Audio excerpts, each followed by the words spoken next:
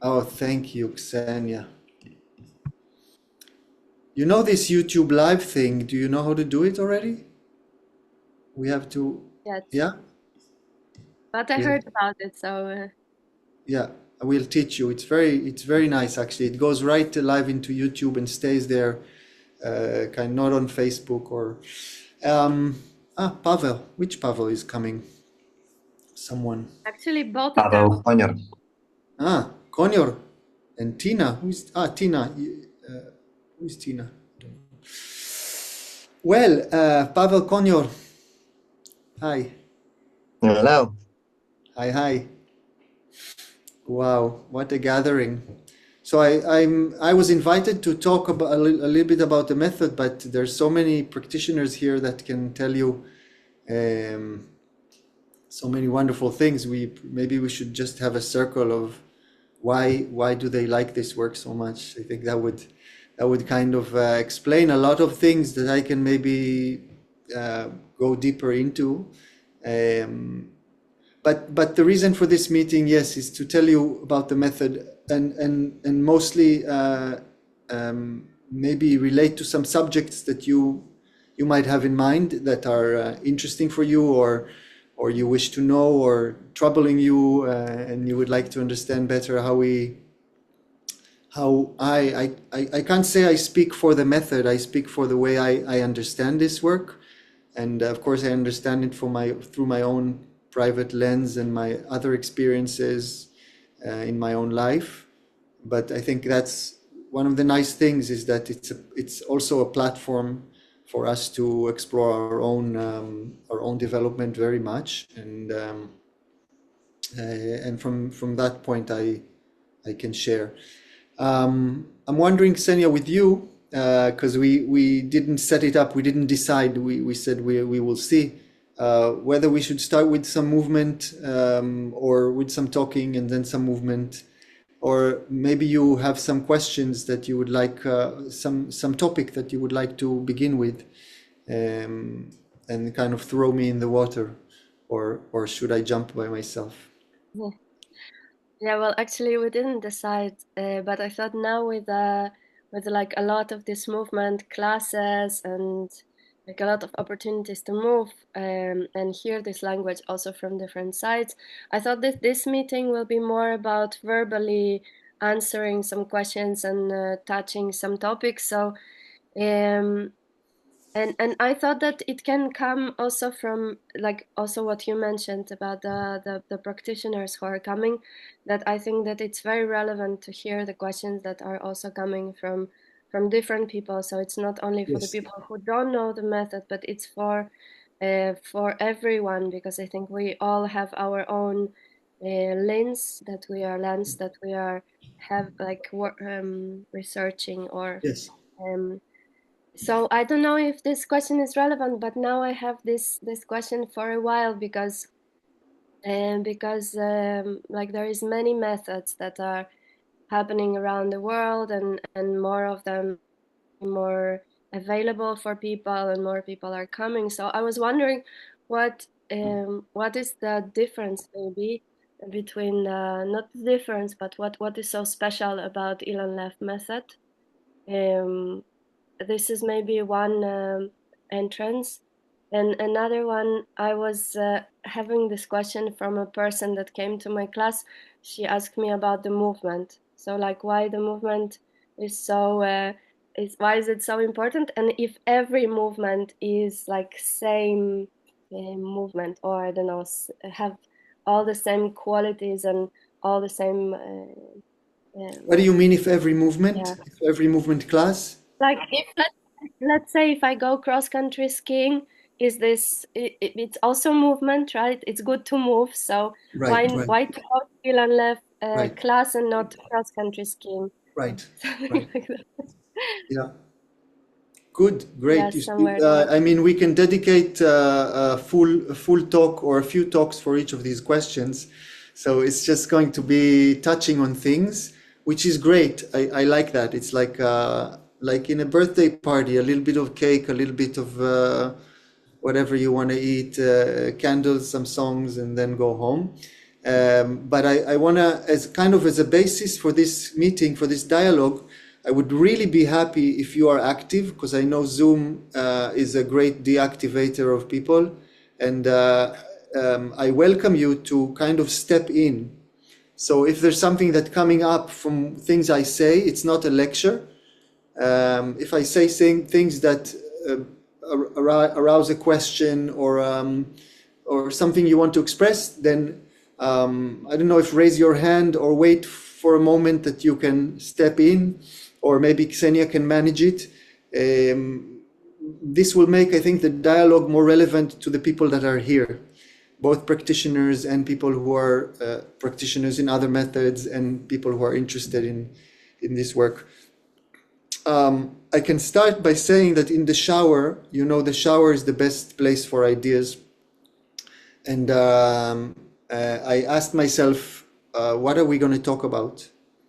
Because I didn't remember, we've had many talks on Zoom, but I didn't remember in this one if we had a specific subject or if we said we would leave it open, or is it about, because we had a lot of things we are asking ourselves. Instead of waiting for people to ask us about the Ilan Lev method, we ask ourselves in order to bring out topics to talk about. But what came in the shower, which is the main topic in the shower, is water. There's no shower without water. That's the main reason to spend time there. And me personally, I have a great interest in water, in the way the water moves, in the way the water is involved in every process, in every living and also disintegrating processes. And water is a good way to start with, to talk about the Ilan Lev method, to talk about movement.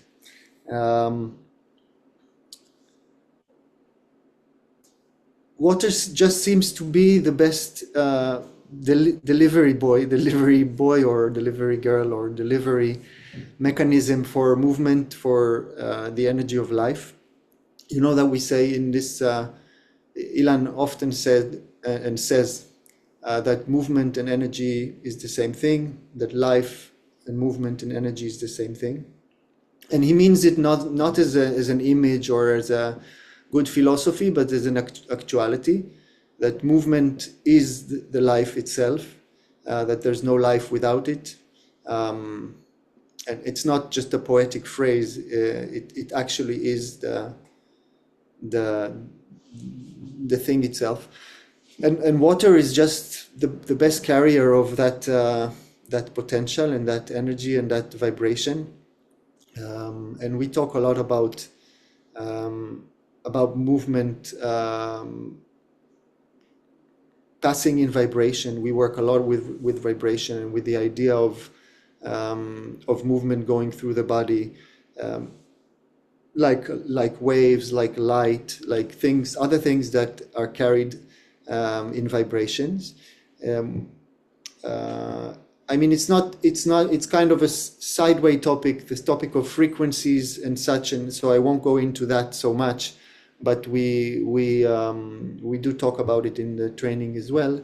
But mainly I wanna relate to what Ksenia asked in the second question. What makes this work so special, or maybe I should say unique, because everything is special. We just had that in this weekend. I had a workshop and we were talking about the difference between special and unique. So I want to speak about uniqueness in relation to this idea of the life force moving through us. So as I understood in the shower, and I know already, and I've experienced it and have thought about it and considered it, but also again in the shower, that water doesn't only carry movement to us and bring the life materials and the life supporting materials to us, but it also shapes us and unshapes us. It also brings us together and breaks us apart. And in that sense, water represents movement very beautifully. And the way I understand movement in the Ilan Lev method is that movement is not only something that moves body parts in relation to each other, which is also important, giving them space between them, giving them a dialogue with each other, from big body parts like bones and ligaments and muscles to smaller body parts like connective tissues and other soft tissues, like even smaller systems, circulations, all the way to the cells and the frequencies that run in the body. So movement does that. It moves, right? It moves pieces in the space, and it makes space for the pieces to live and to dialogue with each other. But what it also does, it it brings the life itself. So like water, that brings movement, that brings life. So movement carries or is the life itself, in that sense that it brings life into the body, and at a certain point in the end also takes life away, to another place or to continue.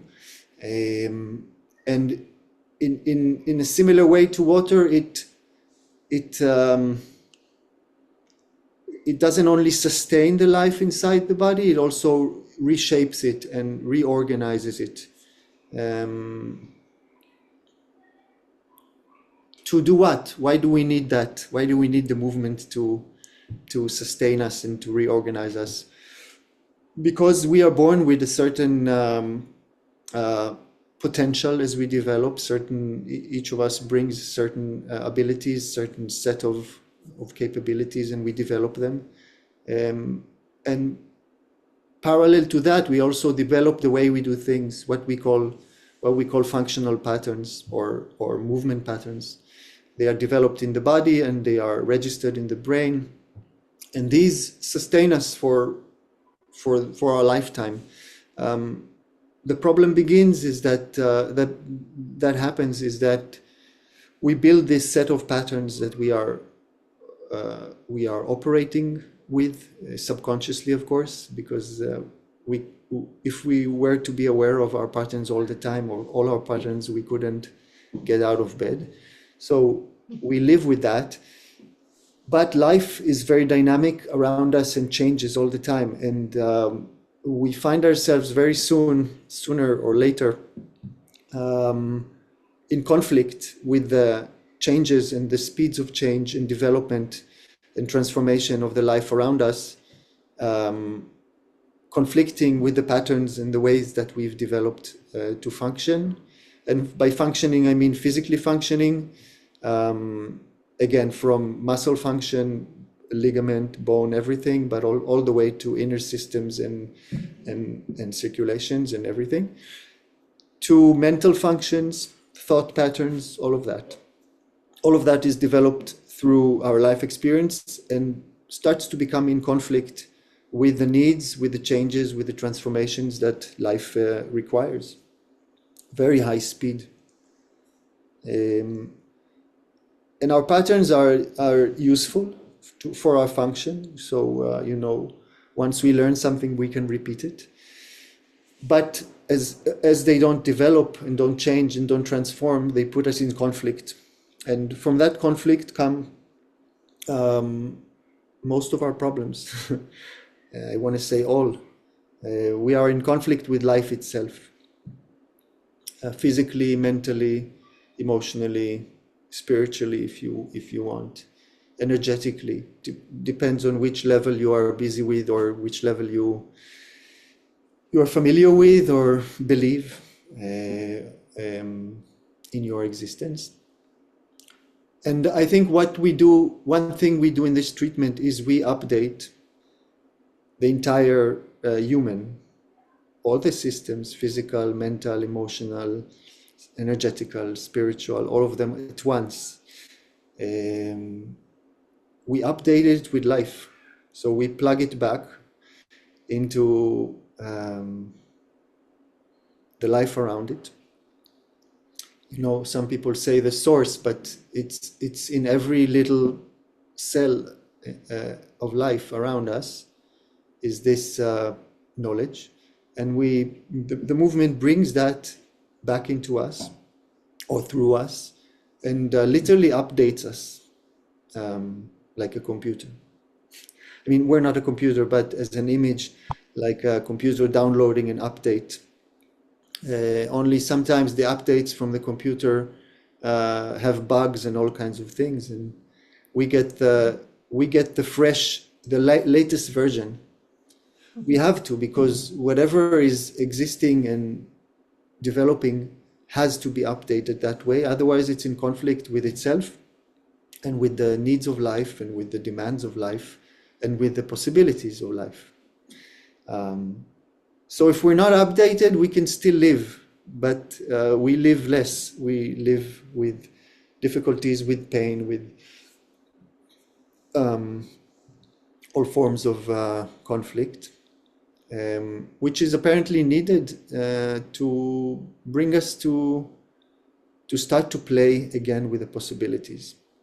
And that's, I think, another thing that is very unique to the ILM method. We are not treating anyone. We're not coming with a set of solutions because we don't have them. And we are not even coming with a knowledge because we don't have it. The knowledge belongs to life, and we represent that, being alive as practitioners, meeting an alive body with a patient or a colleague or a friend. And our work is to bring life itself through the body. The body, I mean all of the systems, through the human being. And as such, we don't bring solutions, we don't bring answers, we don't bring analysis, and we try not to bring any prior knowledge. I mean, we have experiences, and with experiences we understand,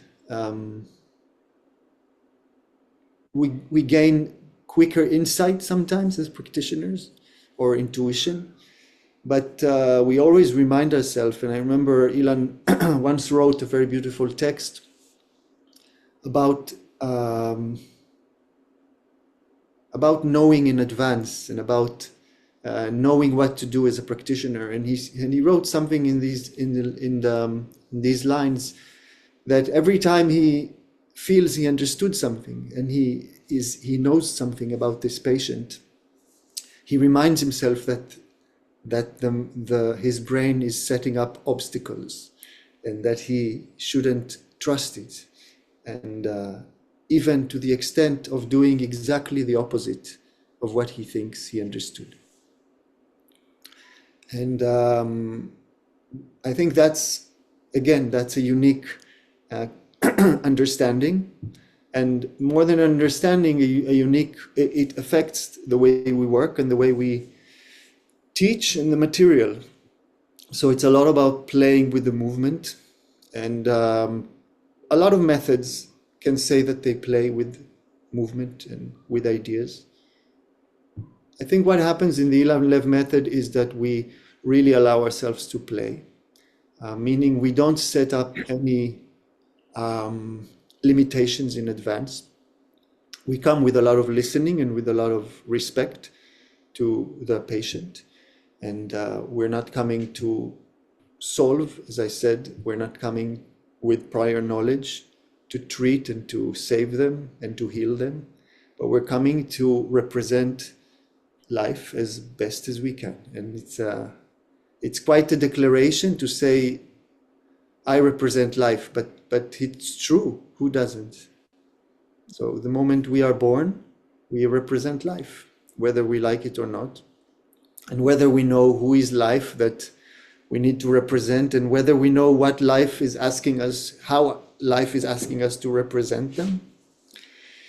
But we learn to do that.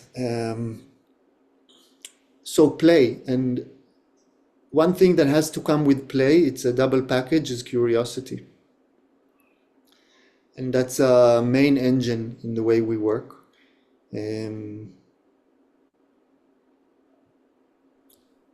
Maybe the most significant engine. So to stay curious and open. But then, you could think, wow, so what do? You come to a treatment and what do? You just sit there and wait for curiosity to tell you what to do.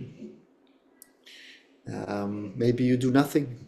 Maybe what you do is not relevant. So for that, we have movement. And throughout the session, we bring movement. And once somebody asked Ilan what kind of movement, and he said, from everywhere to anywhere. So from all directions to all directions. Why? Because every cell needs as many possibilities it can to not only survive, but to thrive, to live well, to have solutions, to get rid of old patterns and become and learn fresh ones. And every cell needs to meet life as much as it can directly face to face. And that movement does that. So from everywhere to anywhere.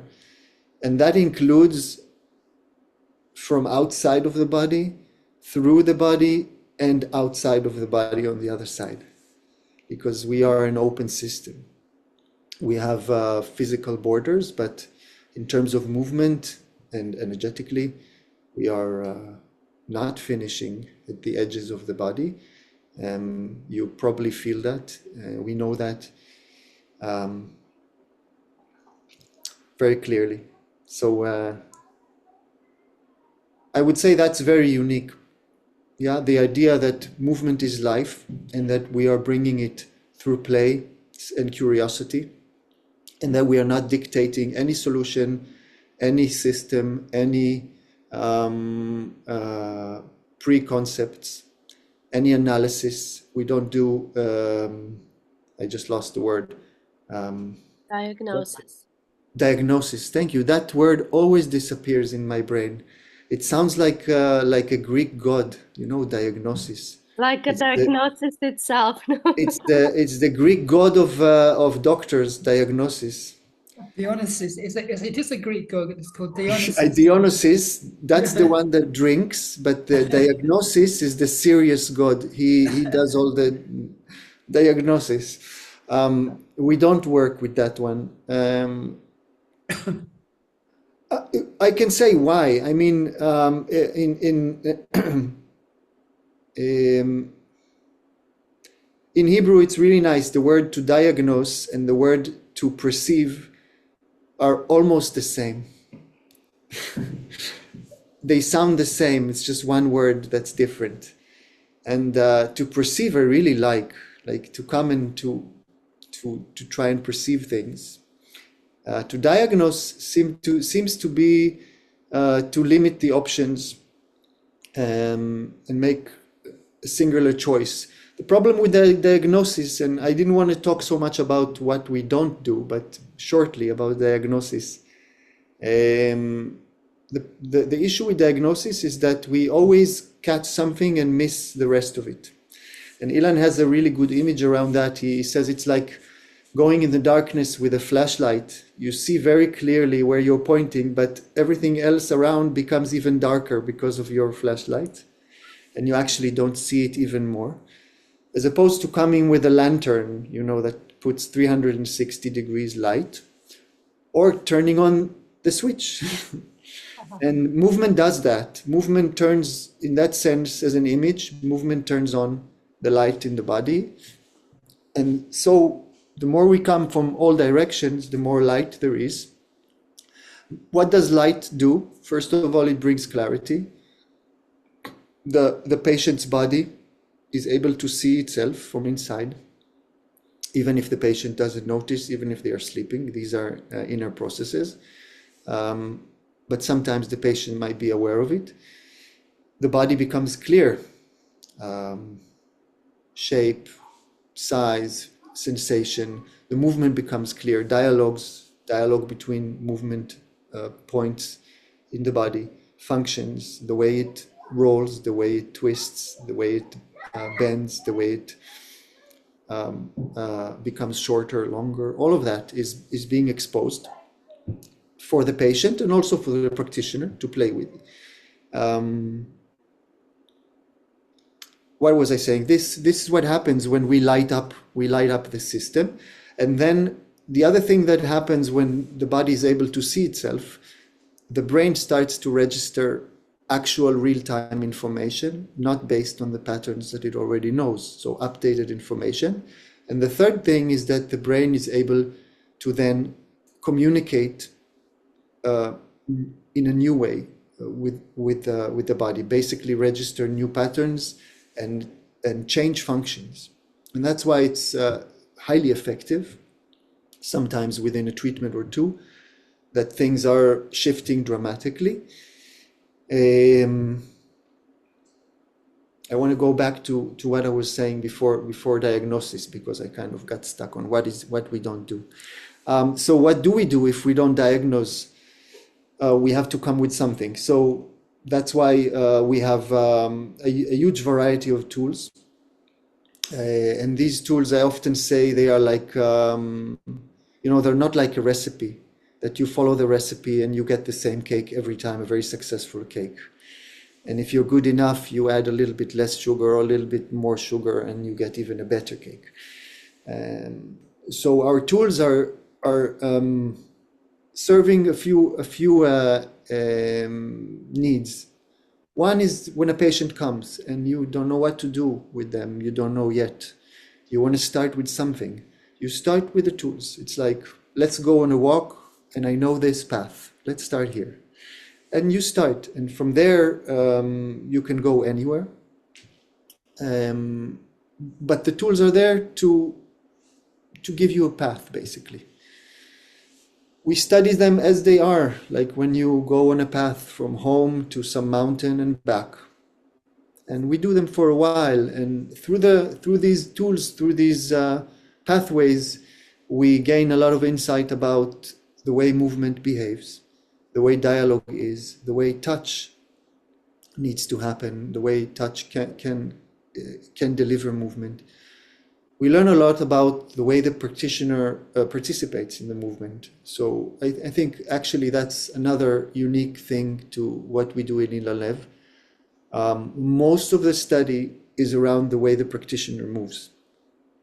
Most of the emphasis is how the practitioner participates. It's a major word, a key word in our work, participation, how both the patient and the practitioner are participating in the movement. Not in the movement of one of them, but in the movement of life itself as it goes to their bodies. The more they join, they participate in it, they ride it, the better it's delivered, the more clean it's delivered without any, filters. And we work on that quite a lot.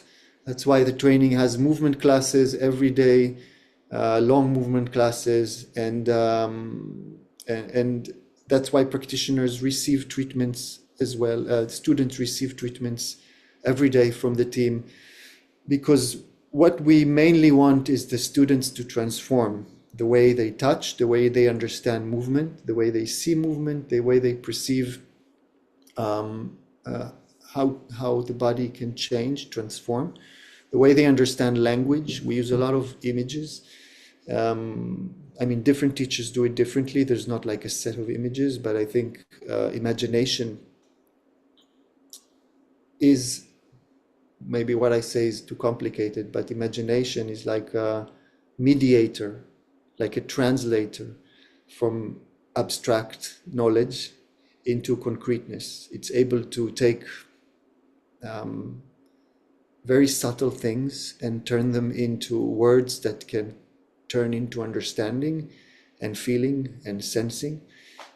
So I use a lot of it.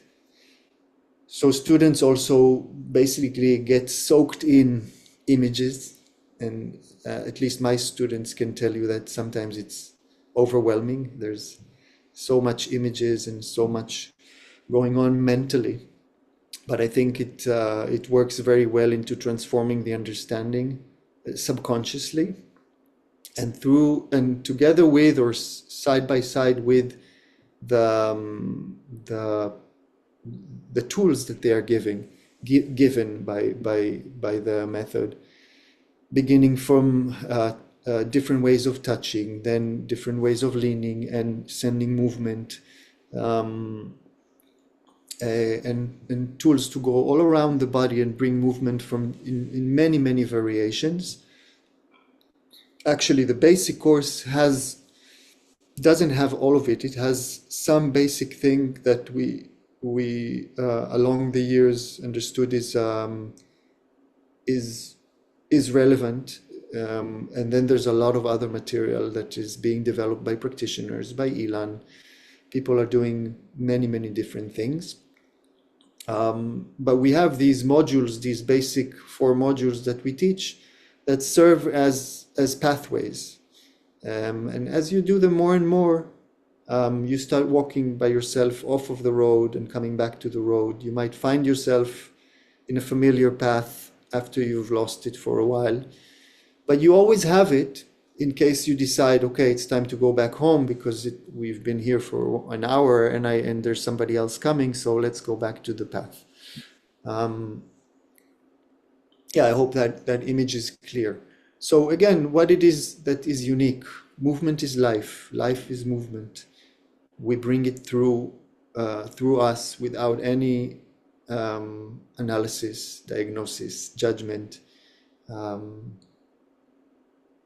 We come to bring the movement as honestly as we can, and with as many variations as we can. Curiosity, surprise, questions. We say the movement floats questions in the body, doesn't give answers. And it sounds like a beautiful philosophy, but when you actually do that, when you actually move someone and ask a question, you will be surprised how this opens yourself and them. I think I spoke quite a lot about this this question. What is unique to us? Maybe shortly, and then I Sorry, open can I it. ask a question? Yeah, yes, please. Go ahead. Great. You said ask a question to the practitioner asks a question to the patient while they're giving them movement. No. I mean, could be, but we don't have to talk with the patient. We ask the question in our head. Yes. For example, I give an example because otherwise it sounds like some shamanic abstract tool. Today I had a patient who came here, and there was he had many complaints, many things he wanted to address, but mostly a pain in the wrist that has been going on for many years. And he told me it used to be on the right wrist, and then it left, and it went to the left wrist, and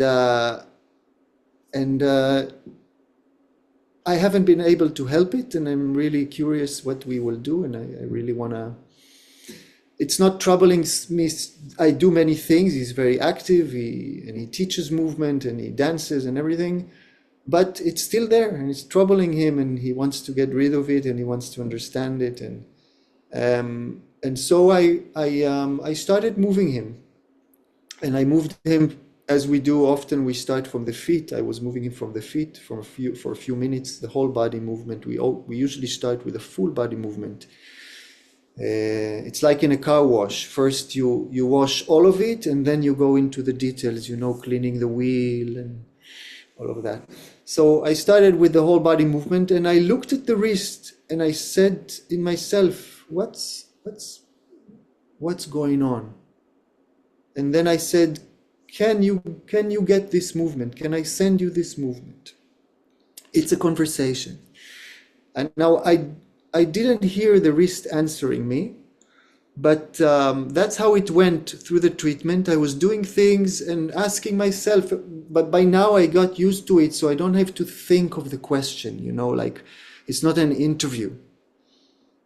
It's like I held his hand and I held his hand and I started moving and I said to his hand, what about going there or there? Then I felt, when I go here, I feel resistance. Okay, what about here? And is it the wrist resisting me? No, it's actually the shoulder resisting me. And I said, okay, go to the shoulder. And I went to the shoulder. I said, is the shoulder resisting me? What about what's going on in the spine? Like this, you see, this is the conversation. And it's really interesting because it keeps you stepping to the next and the next step in the path, instead of trying to understand, analyze, find the right tool in the toolbox that fits this moment, and by the time you do that, the time is finished and there's nothing happens. But this way you keep going on in this way of questioning. And Ilan often says, if you don't know what to do, you stop, you look up and you say, what shall I do? And he does it with a smile, it's not a dramatic theory. It's a tool that keeps us not analyzing, but asking. And very often you ask and something comes up. And usually it's the right thing. But you do it many times and long enough that it starts to be a fluent conversation, which doesn't mean always you'll get the right answers and you won't always get any answers. But you learn to go intuitively and associatively, almost like in a dream, from one thing to another. And when you're not sure, you pause, you take a look, what's next, and you go to whatever came first. When you're not sure what to do, you go to the first thing that came up. They say in English, you know what is to second guess? You know this phrase, second guess? Yeah. When they say, I second guess it, it means I doubt it. So we go with the first guess. You're not sure what to do. You ask and you go with the first guess. It's not a big theory. It's something that we bring into students' mind as they go along with the practice. The practice itself is super physical. Like there's really concrete, complex sometimes. I want to say simple, but the tools that bring a lot of complexity that have to do with the way body parts behave to each other, how they move towards each other, and how they relate to the movement of the whole body. But if that's okay, if my answer was clear enough for you somehow. Yeah. Then I want to shortly relate to the second question that Ksenia brought up, and then I want to open up again for discussion and questions, even from practitioners, or remarks from practitioners. Would be really nice to hear your experiences as well, about what's unique in our movement method or movement approach. I like the word approach better, because many methods have different exercises, and Ilan came from Feldenkrais, so a lot of our movement practice is derived from Feldenkrais. The Feldenkrais practitioners would even tell you that most or all of the material, they know it from Feldenkrais movement classes. And that's fair enough. That's normal that people bring material also from their history, from things that they've learned, things that influenced them. I think it's good to know and it's good to say. I think what's unique, and maybe Maria can put a point on that, because Maria is also a Feldenkrais practitioner, is that again we play with the movement. There's no seriousness. There's no precision. There's no working on precision. There is work on detail, but it's never about precision. It's about play of options, opening options, Why do we need to open options? Why not better study one option, get it right, like in high school, go to the next option, get that one right until you cover all the options, right? No, you can't cover all the options. That's the problem. Because the body is not a closed system, it's an open one. It's linked to the universe. There's too many options and they are changing all the time. And there's too many parameters. So not possible to learn an option fully, make it precise, learn a tool, get it precise. And students struggle with it a lot because they come from a regular education, especially the Western education. First get it right, then learn the next thing. You can't learn this until you got this. Linear studying. And we look at it in another, totally other way, upside down from that. And that's why we play with the movement. We bring similar work to Feldenkrais sometimes, but we play with all the parameters. So not only play within specific functions, functional moments, but also play in terms of dynamics, speed, volume, state. So we could go from very, very calm to very, very wild. Surprise, we bring a lot of work around surprise and a lot of work about smiling and dropping. So things that get us out of seriousness. And these are not just, nice colors to put on your shirt to say, I'm surprising myself. It's an actuality. It's a tool to trick our brain to drop so much that patterns are disappearing. And when patterns are starting to disappear, or at least the control over patterns is disappearing, so the gears in the car are still there, but there's no driver anymore. Then we can start steering it into places that are new. And luckily enough, our brain, that is a big stubborn dictator, luckily enough, when it sees a better option, it takes it. So when these moments that the brain drops control, the logic disappears and a new possibility appears, it's registered and it starts to become a new language, a new possibility in the body. And that's how people can use it to come out of injuries, to heal themselves, and to transform the way they move and the way they understand movement and the way they understand their development, which is very important topic, I think. So I think this play and this lack of seriousness and this allowing for things to be crazy, and crazy can also be slow. Crazy doesn't necessarily mean fast and big, but can also be that and be that. So not setting boundaries as a beginning, but finding the boundaries as we go along and opening the boundaries. We're not against them or against structured movement. We have a lot of structured movement, but the way we look at it as a potential and as an open system, it makes a big difference.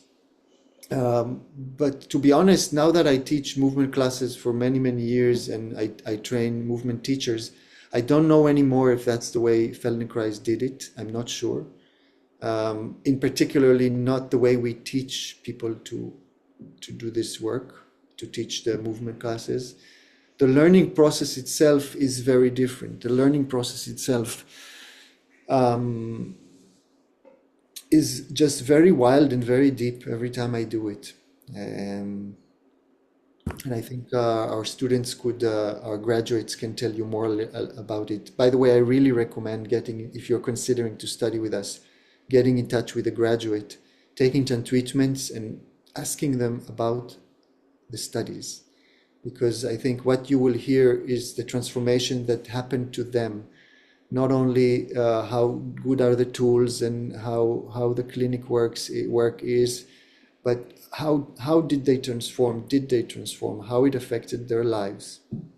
And that should be a key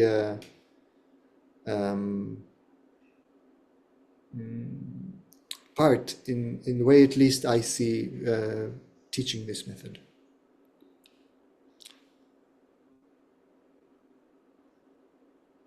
Hey everyone, unfortunately I have to leave. Okay. Do you want to ask a question before you have to leave? Bar? Ah, Bar. Good night. If I want to ask a question, No, I thought you were one of the participants coming um, to. Okay. Bar, thank you for coming. Bar, thank you. how was the movement training for you? You were just there. Yes, it was fantastic. It was for me brilliant. Really brought me back to my body. That not only brought me back, it lightened it in a new way. I remember what was very significant and special for me is this feeling of having 360 in every bone and joint in my body. Wow, good image. I really felt like when we tilt and then go right and left and up and down, I really start to get. I remember it. It's like in the hip. It was very like boof. Yeah, and yeah, I felt like it wanted to say something. No, I wanted to say that I also saw your transformation in that training. I remember the moment specifically. I didn't know it happened in the hip, but I think I saw it. Wow. I'm curious if it's the same moment, but there were also so many Me too. moments of Me too. light. And You know, also, when you walk in the street and everything is normal, you don't notice it. You notice when something out of the ordinary happens. You know that? That's how it happens to me. That's why sometimes I notice these moments. But now that you said it, I remember that. I think you even spoke about it um, at a certain point in the course. I don't remember. It can be. Yeah. Also, what was super significant for me was the images that entered into the biomechanics of the body. I remember it so clearly. Wonderful. Wonderful.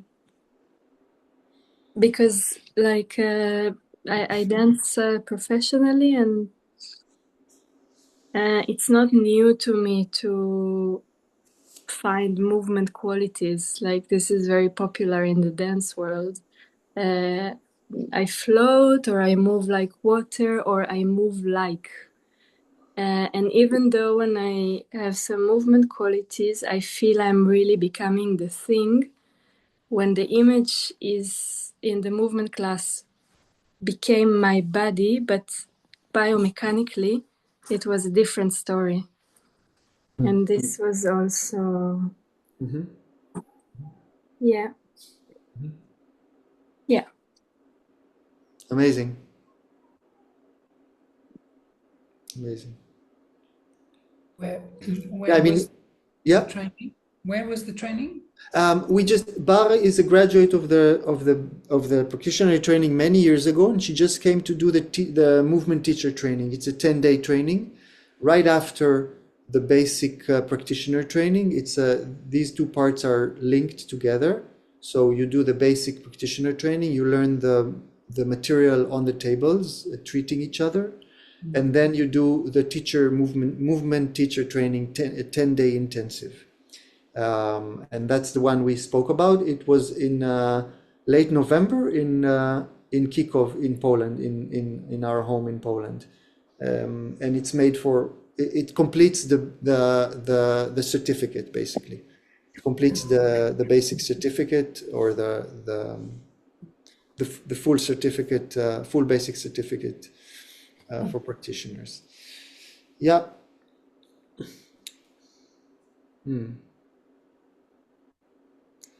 Would you please say a bit more about the movement classes that are part of the training? Yes. Bar, good night. Yes, I leave you. Thank you. And good to see you all. Ciao. Good to see you. Yes, so the movement classes in the training accompany the training. Every day we start the day with what we call quickies, which is short treatments. The team is treating the students. Basically, you get to experience all the treatment material that you're going to study every day in a short version. So it's like 15 or 20 minutes of each of the modules, each of the treatment skeletons. We have 4 of them that we teach our basic students. There's more material, but it's being condensed into 4 modules, and we study each of them separately, but every day in each of the modules, you also get all the others into your body. That's how we start the morning, and then we do a movement class. It's anywhere between an hour and an hour and a half. And it's based on the movement language and movement material of Ilan Lev, that is also very affected by a lot by Feldenkrais, but also bring other ideas. By the way, I think one big thing that Ilan brought is also unique, that he was able to bring very physical material, but also develop a conversation about energy and frequencies and put those two together somehow. And I think imagination really does that somehow. Our ability to penetrate things that we don't see and we feel, but we don't know what it is we feel. Through imagination, we start to play with them, and then we can feel them. As Bar said, all of a sudden I can feel, through an image, I can feel a biomechanical thing. It also works the other way around. But these movement classes are taught usually by me, by the person that leads the training. And they are there to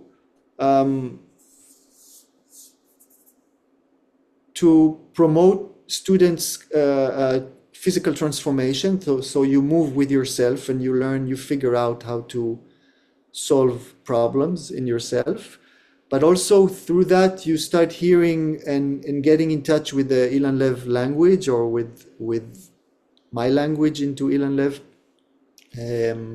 Again, with images, but also with biomechanical ideas and principles, rolling axis and falls, and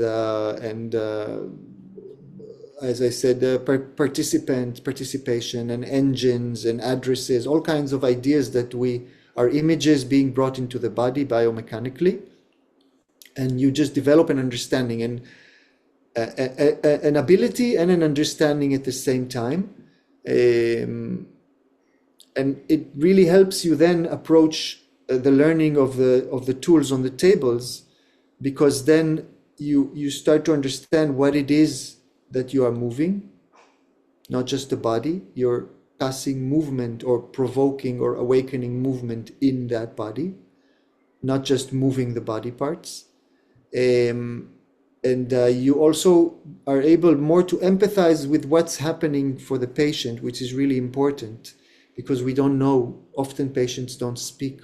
They don't want to say anything, or we're not sure what they mean. But this way, through the movement classes, you also learn what's going on in the patient's body. And in the movement classes, they're made of, let's say, kind of 2 parts. One is more kind of movement principles in standing, in lying down, movement principles and language from the Ilan Lev work. And another part of it, which is sometimes more there or less there, is functional stuff. So simple things like rolling the hand, rolling the leg, and then combinations, rolling the leg and then the hand, and then to the side, sitting, standing, simple human functions that appear in many movement languages, but they are being taught through this unique language and through all kinds of preparations that are not as organized, not as methodical. So in that sense, we are able to approach methodical material and organize movement and even movement patterns in a way that leaves them very open and very and helps them integrate into life, because life is not made of movement of pattern after pattern after pattern. That's too robotic. Life is always an integration. It has to be an integration, an integral thing. So many methods break the integral into details, but then they are stuck with no integration, just with a detail upon detail upon detail, which doesn't have continuity, doesn't have flow, doesn't have coherency. I think we are able to bring the mechanical, methodical, organized pattern movement in a way that is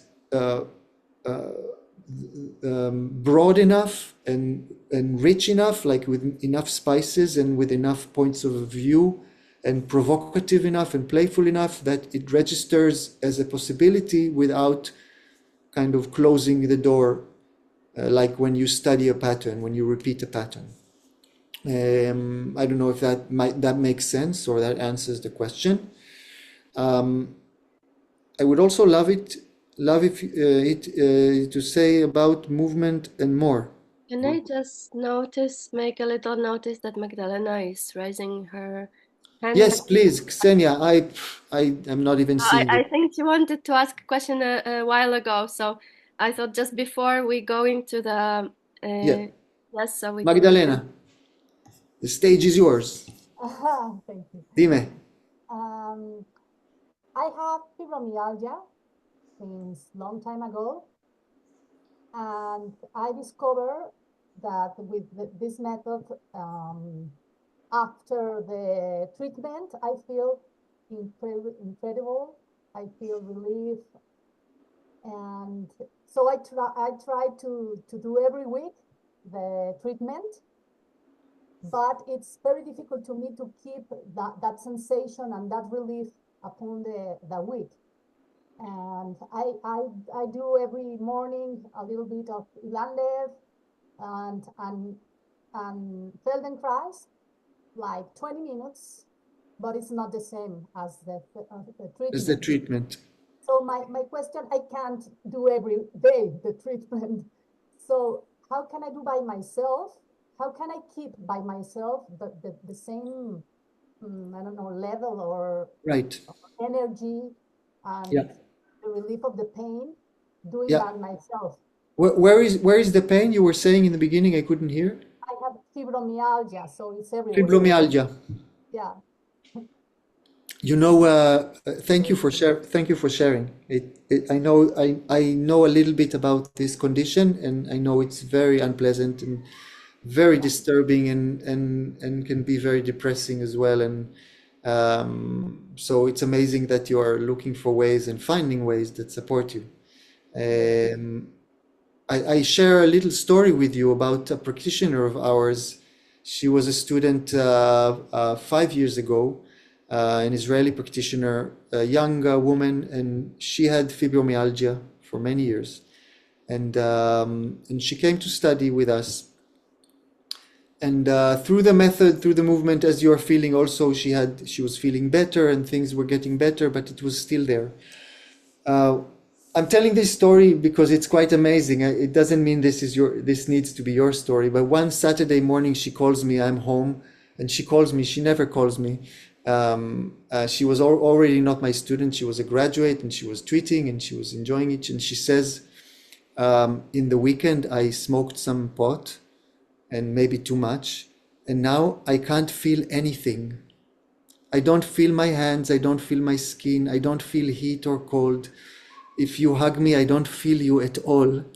I don't feel the weight of things, I don't feel anything. I can walk, I can function, but and she was kind of smiling. She says, what is this? Do you know what it is? And I said, first of all, I said, the fact that you're not freaking out means that maybe it can be interesting, and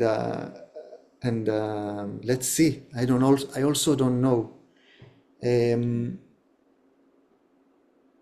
then I offered her some things to do from movement classes, some practices, And through the next weeks, she was working. She also couldn't smell or feel taste or nothing. And she really likes to cook. She cooks for different events. She does these special organic catering sometimes. And she was, but she's a curious girl, and she didn't freak out. And she started doing work. She also went to work with Ilan, and she was coming to the training as well. And it took a few months, but her senses came back. But what didn't come back is the fibromyalgia. Wow.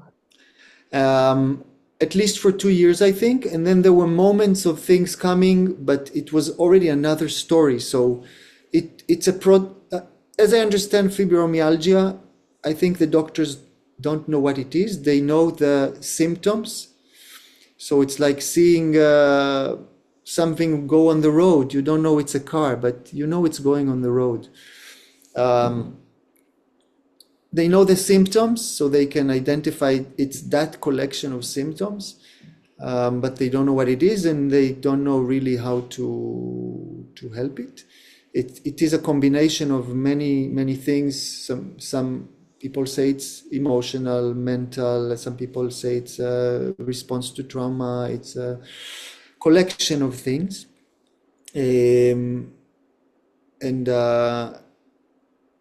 yeah. So it's these things that are there.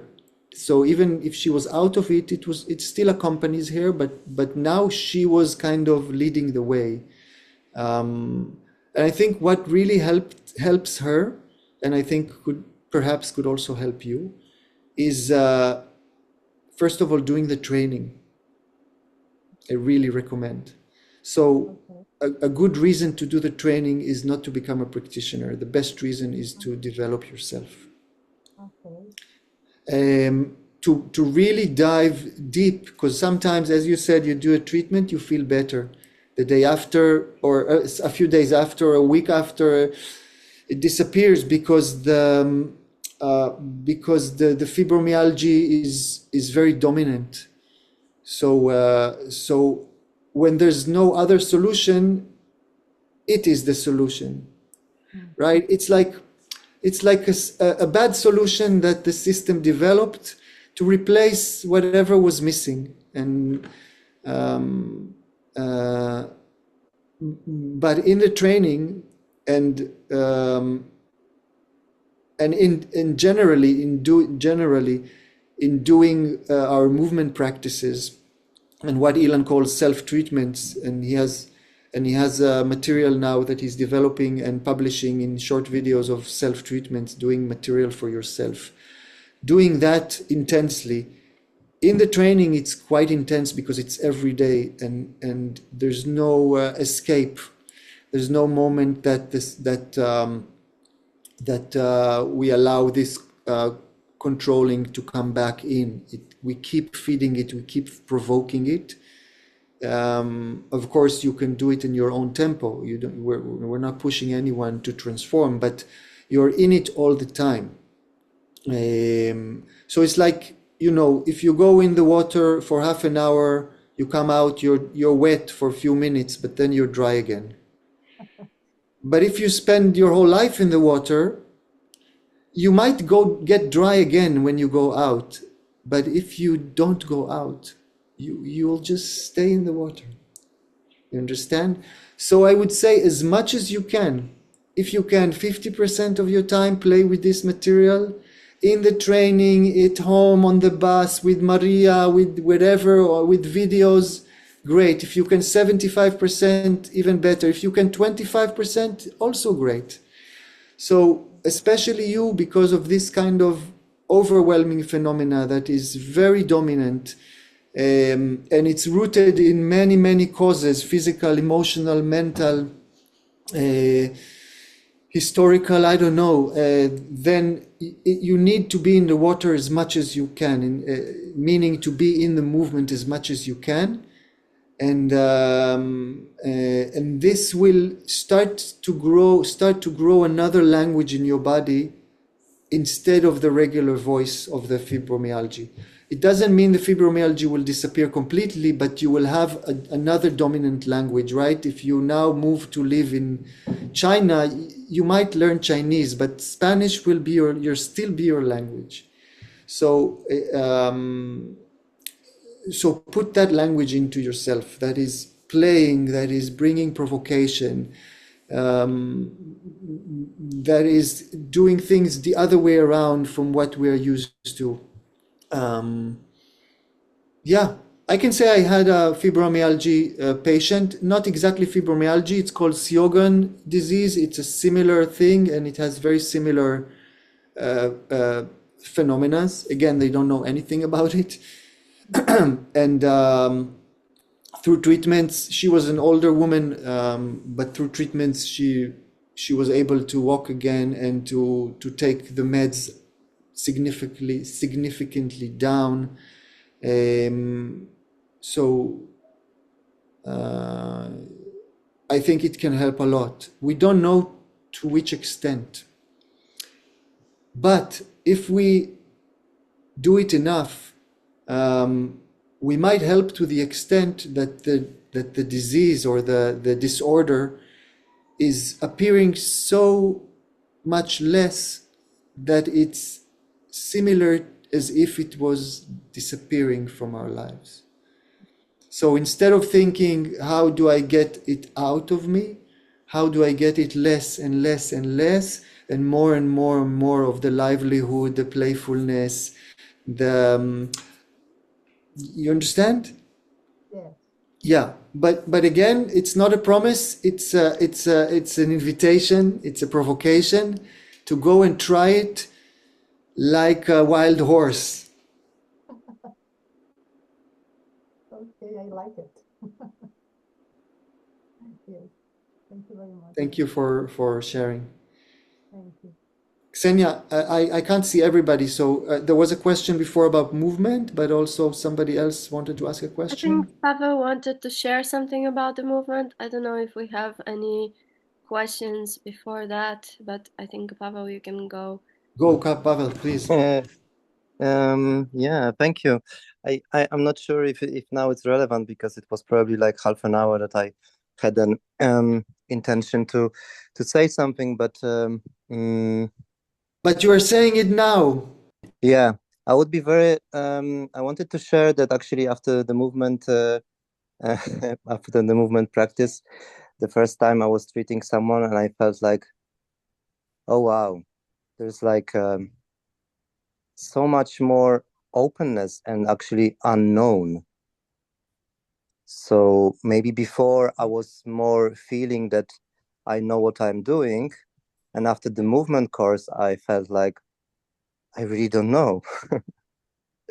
I mean, of course, and I was following the path and the routine, let's say, or the pathways that we've been studying, but in the same time there was more pathways revealing unknown pathways that I wouldn't know, like more, and I also felt a bit like doing a movement practice with the patient, just having different leaning points. So you don't lean to your own feet, but you lean to your patient, and you're like, oh wow, I'm dropping something, or I'm inviting something, or so there was kind of suddenly there was more possibilities.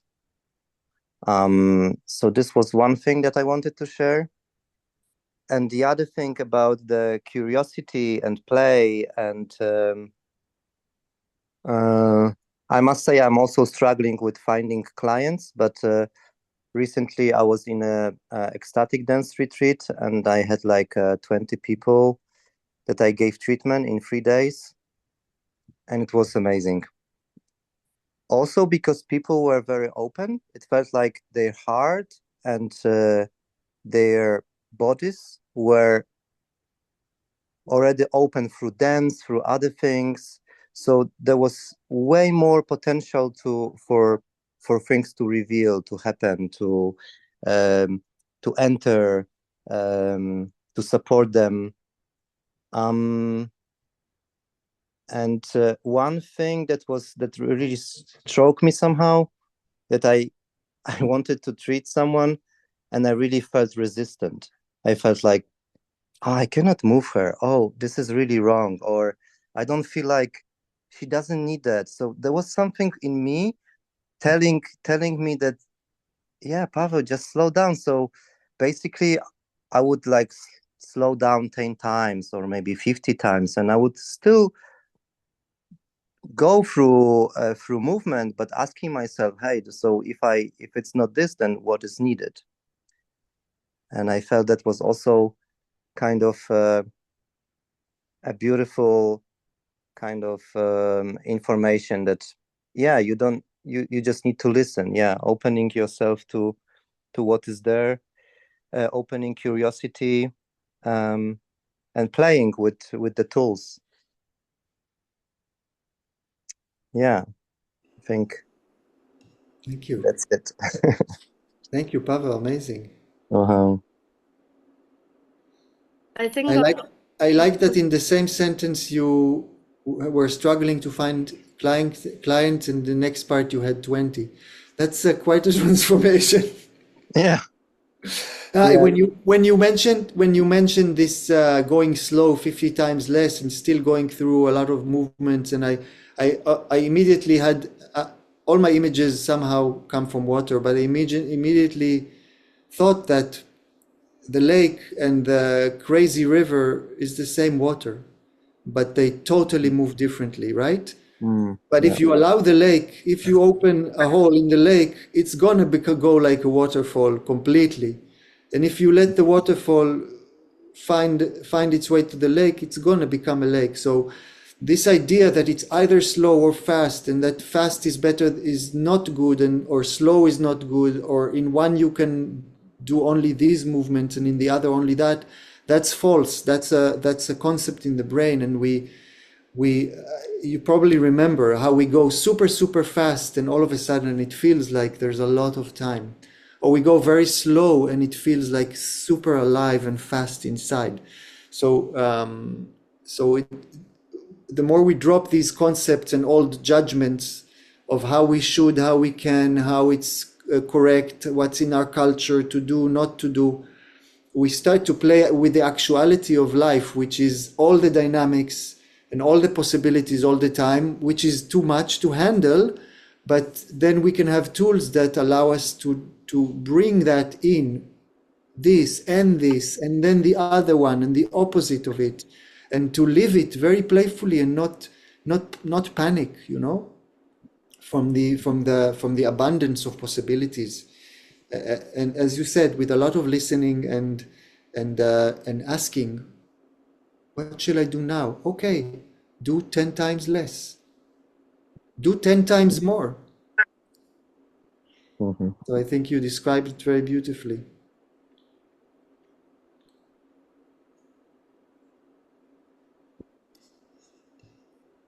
Yes, I find it also very enriching that we're having this conversation with so many different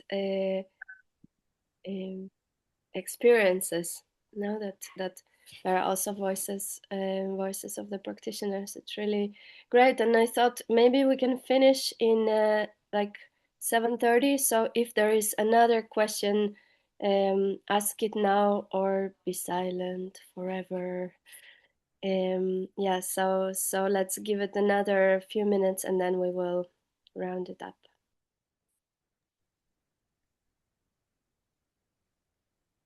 I have a question, if I can. Sorry, also sorry I disappeared. I had like a little computer problem. Thanks for all this information. I have a very boring question. The training is structured in 4 modules, and it's essential, right, to take each one after the another, right? Start with the first and the fourth. And I wanted to ask if the dates for 2027 and 2028, so not for this module, but for the next one, when do you have the dates for the next for the next round?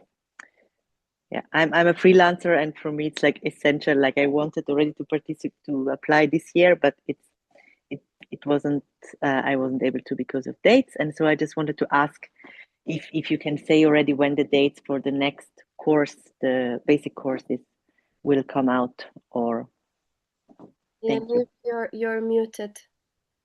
You were starting to say something. No, I wanted to ask if you can't make it to all of the dates of this new one, or just the first one, or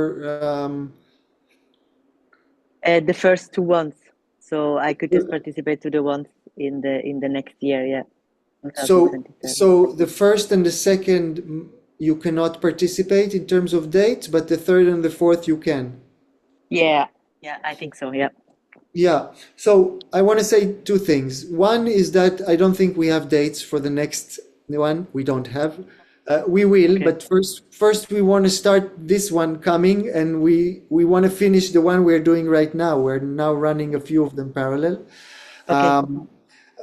But the other thing is, I want to say that if it's in your heart and you're ready, then I would say start, and let's find a solution. So we've found through the years many different solutions. I'm not going to talk about them right now, but Yep. but whoever is ready and willing, because I don't know where you're going to be, where I'm going to be in 2028, and I'm here now, and you are. And for now, the world is Western civilization is also still here. So I would say, if there's something to consider there yet, still for you, let's try to talk about possibilities. There are possibilities. So far, I haven't seen someone who wanted to study with us that we didn't solve we didn't find a solution for them. Okay, so yeah, okay. I mean, thank it's you. an So I will option. write to Xenia again, and Yes. maybe have a phone call if possible to just see what the options. Exactly. Thank you. Me too. Good. And there's something that happens. You probably know it from your life. I know it from mine. There's something that happens when you step out of the maybe and I'm considering into the yes and I go, that things are surprisingly resolving themselves. Maybe even those things that we thought were already impossible. Because we set up motion, and once we set up motion, it doesn't look like anything we can think about it in advance. If we are open for change and possibility, I've seen it many times happen in my life and in other people's. So I learned to not second guess that process. I suggest to you to try and say, okay, let's go, and let's see how. Okay. Yeah. What can I say? I've been doing this work for since 2006, so like 20 years. It's 20 years now in Israel, and almost 10 in Europe. And I don't know what Ilan Lev method is anymore. There's things we study. There's Ilan teaching and developing material. There's things happening. There's a name of a method. There's a school we teach. We give certificate. But what mainly it is for me is an alive research of our aliveness through movement, and our ability to transform, to heal, to develop tools to help ourselves first, and then to help others, and tools to understand our lives. And it's very big. It's very big, and at the same time, it's very simple. You will see that eventually, when you pass through these difficult to understand what it is, it's so different to what I know. It's what do I do with it? Then it's very simple. There's no big secret. we're talking to life through movement and touch. And if you can take it not as a slogan, but as an actuality, and if you check in, that's what you've been doing since you were a baby. You are talking to life through movement and touch, and developing everything you know through that, through accessing and dialoguing with things, first with actual touch, then with thought and word and emotions and everything like that moves through you, into you, out of you. And if you can look at that as what we do, but as a representation of everything we do, and if that could be purified and cleansed from effort, from ambition, from hard work, from insisting, into play, into curiosity, into surprise, into making a wish, into asking a question, you will see a totally different process. And maybe from the outside you will not notice it first, but then you will forget that you ever did things in another way. And hopefully you will enjoy it, because that's at least why I'm doing this. Okay, dramatic. I sound it's almost like a declaration of. No, but we have to enjoy it and play with it, because otherwise the conflicts are too big to handle, too overwhelming.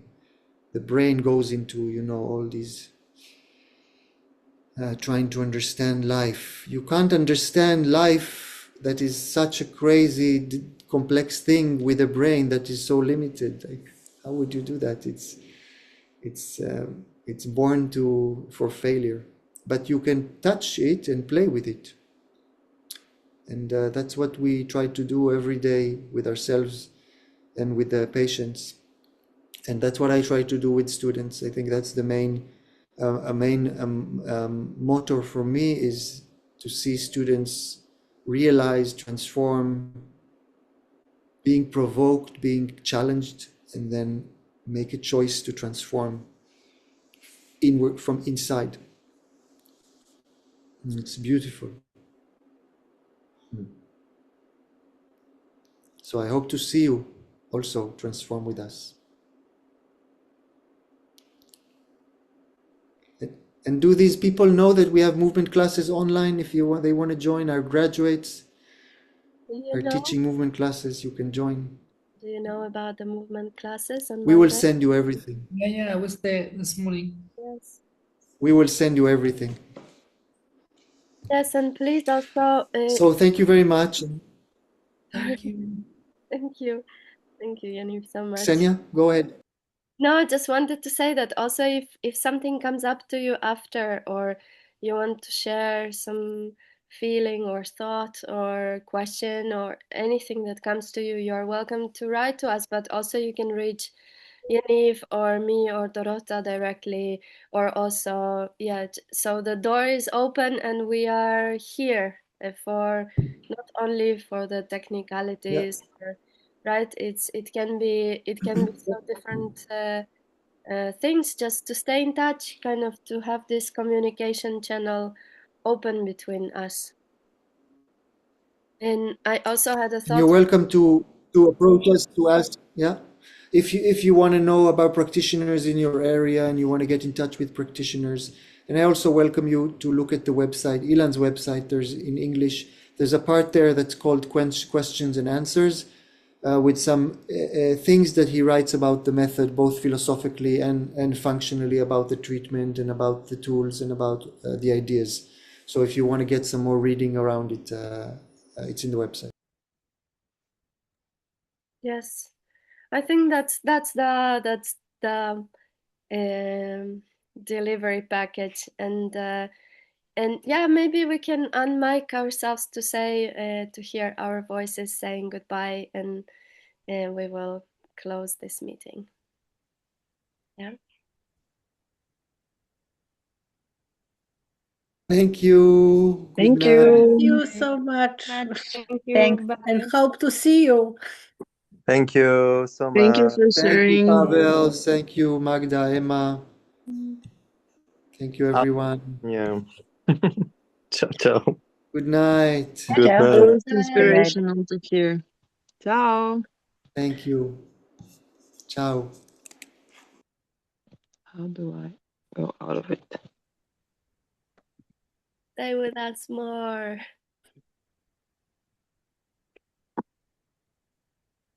I don't know how to leave this thing.